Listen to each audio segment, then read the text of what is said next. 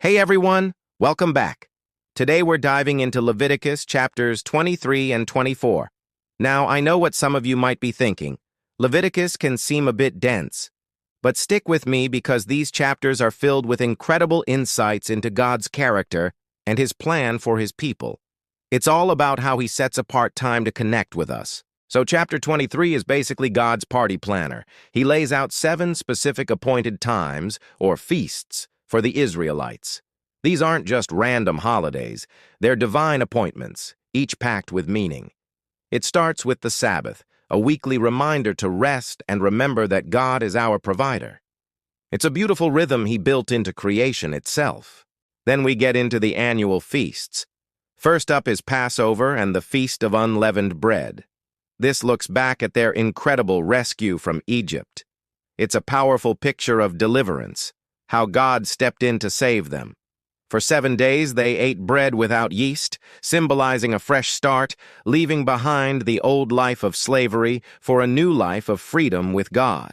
Next comes the Feast of First Fruits. When the first part of the harvest came in, they were to bring a portion to God as an offering. This was an act of faith, acknowledging that the entire harvest belonged to him and trusting he would provide the rest. It's a tangible way of saying, God, you are first in our lives, and we trust you for everything that follows. 50 days after first fruits, we have the Feast of Weeks, or Pentecost. This was a celebration of the main wheat harvest, a time of great joy and thanksgiving for God's abundant provision. It's a community celebration, a time to rejoice together in the blessings God has poured out. Then the calendar moves to the fall feasts. The Feast of Trumpets is a call to attention, a wake-up call for the soul. The sound of the shofar, or ram's horn, was meant to stir the people's hearts and prepare them for the most solemn day of the year, the Day of Atonement. This was the one day the high priest entered the Holy of Holies to make amends for the sins of the entire nation. It's a profound picture of forgiveness and reconciliation. Finally, the year of feasts concludes with the Feast of Tabernacles, or booths. For 7 days, the people would live in temporary shelters made of branches. Why?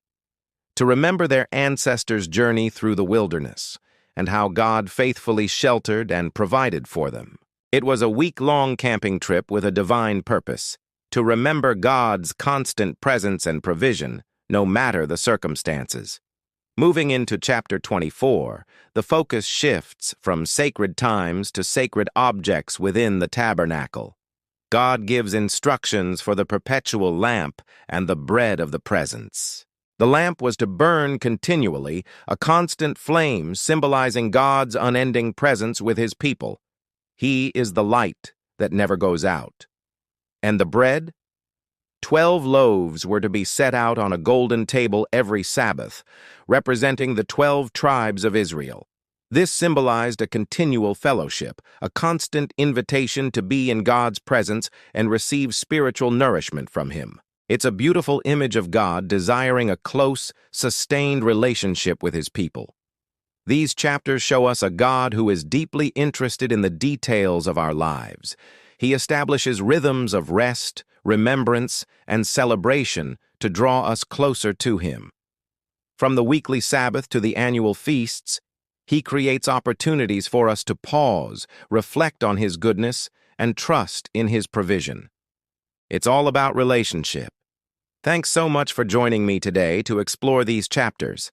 I hope it gave you a new appreciation for the richness of Leviticus. If you found this helpful, please hit that like button and be sure to subscribe so you don't miss our next video. See you then.